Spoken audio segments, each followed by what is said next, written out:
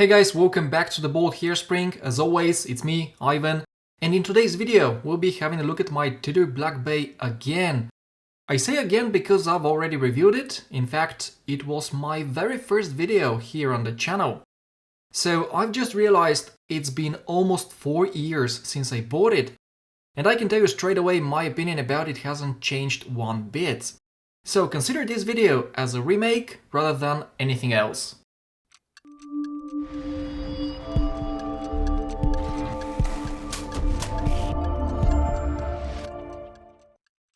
In my video from 2 years ago, I told you a little bit about the history of Tudor. However, in this one, I would like to tell you the story of how I got the watch and how I asked for the 20% discount I was given. You see, I probably spent about 6 months before deciding to buy it. I was really torn between this and the previous generation Seamaster 300, but once I saw them both side by side, it was a no contest for me. Don't get me wrong, the Omega felt like a great watch, but it didn't have a red bezel insert. It also lacked the warmth of the gilt dial and the modern vintage design of the Tudor. Plus, it was more expensive by about €500. So, on the 11th of May 2019, I went to visit my parents' home. My father is a truck driver and my wife was in Thailand because, well, she's Thai, so only my mother was at home that day. And I remember asking her to go shopping and have lunch with me in Valencia. Since she doesn't drive and as a result doesn't go out much, she was very happy to accompany me, and we went straight away to the most luxurious jewelry and watch dealer there is in Valencia, which is Rabat. These guys sell absolutely everything from a 500 TCO watch to diamonds worth millions, and I'm happy to say their stuff is super friendly. So we were sat at a table, we were served some champagne, the staff handed me the Tudor Black Bay and the Seamaster 300 and left us for a couple of minutes alone at the table. Guys, I must say I wasn't planning on buying the watch that day, but while trying on the watches, my mother was like, "You should buy it. Why did we come if you're not going to buy it?" And as the good son that I am, I listened to her, and here is how it went exactly. The lady that attended us came back to us, and I told her, "Look, I'm very interested in buying this watch, but is there any possibility for you to give me a discount?" She took out a calculator and offered me 7%. Bear in mind, I had no previous purchase history at the time, so not bad, I guess. Anyways, I explained to her very politely that I travel a lot and that I was offered 20% in Thailand.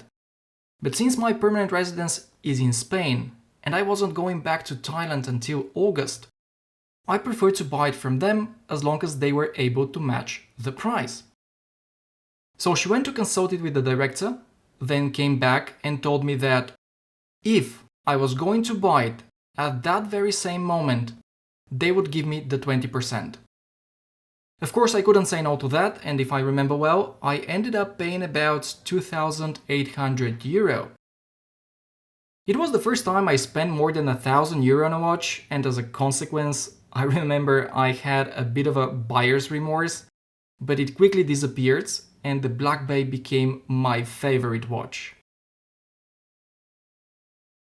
Now, enough with the storytelling, let's move on to the part where I tell you how the watch has held up during the years. Well guys, my watch still looks brand new. To be honest, most of my watches are in excellent condition. It's not like I baby them on purpose, but I simply don't get the chance to wear them so often.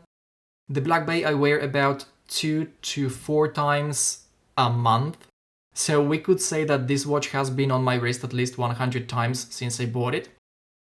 One time I remember banging it against a door really hard, but luckily it didn't get marked, and I also have some very light scratches on the high polishing, which you probably can't appreciate on camera.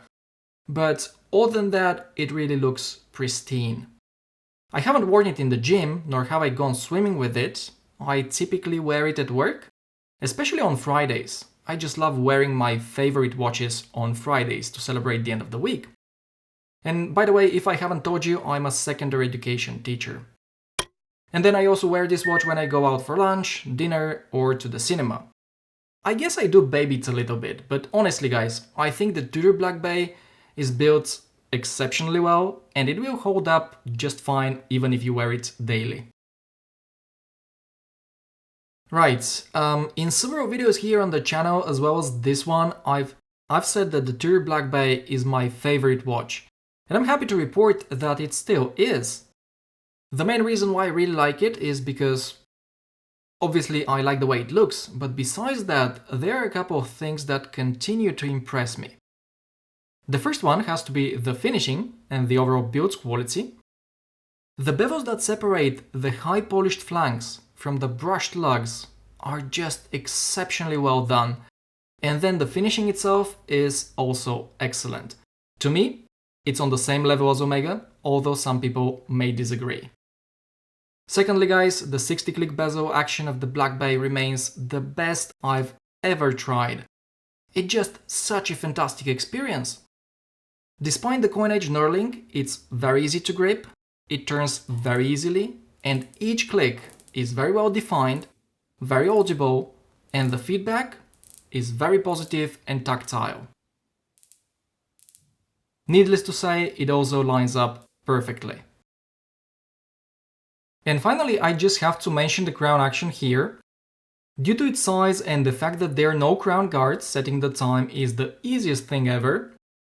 What's even more impressive is that winding the movement is also the smoothest I've experienced. Believe it or not, it feels better than my Omega Planet Ocean. Even when you put the watch next to your ear and wind the watch, you barely hear anything. It just gives you a sense of quality. And guys, since what we're really talking about here is actually the movement, let me tell you that I've had zero issues with it. I've never serviced it, and I don't plan to. Dial up, it runs spot on, while on the wrist, it runs like 1-2 seconds fast per day, which makes it more accurate than any other mechanical watch in my collection. Alright, next I would like to make a few comments about the dimensions, especially the thickness, and also about the riveted bracelet, because these two seem to be the most polarizing aspects of the Tudor Black Bay. Since I like my watches to be on the heftier side, the height of 15mm has never been a problem for me. It even slips under most of my cuffs. Guys, keep in mind that this watch sits very flat on the wrist, and the domed sapphire crystal adds at least 1mm to the overall thickness. So, in real life, the watch is, yes, substantial, and it has a lot of wrist presence, but it doesn't give the impression of being too thick. My opinion is obviously biased due to my personal preferences, and for this reason, as I always say, the best thing you can do is go to the nearest AD and try it for yourself. Now, when it comes to the bracelet, I've got no complaints about it. It's great, it's very well built and very well finished, but I understand that the riveted design is not everyone's cup of tea. However, once again, I like it, it just looks different, and I don't know, in my opinion, it goes really well with the vintage design of the watch itself. I would also like to add here that this bracelet and the Oris Aquis integrated one are the most comfortable watch bracelets I've ever tried. But to those of you who really hate the Tudor bracelets, I can suggest you get the watch on a leather strap, then buy an aftermarket bracelet from Forstner and save some money in the process. From what I've heard, Forstner bracelets are pretty amazing for the money.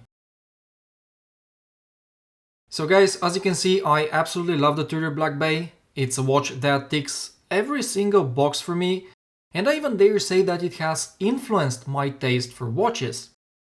My most favorite pieces in my collection, just like the Tudor, have a lot of wrist presence, they feel solid and have some decent weight to them.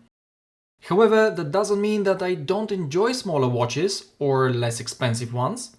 For example, recently I've been having lots of fun with the Phoebus Voyager GMT, the Helm Kuraburi, this 39mm San Martin, and these truly unique Sega design models, as well as some G-Shocks.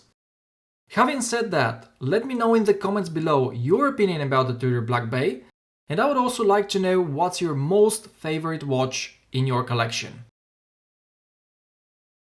This is the end of today's video, hope you enjoyed it. Thank you very much for watching guys, take care and I'll see you in the next one.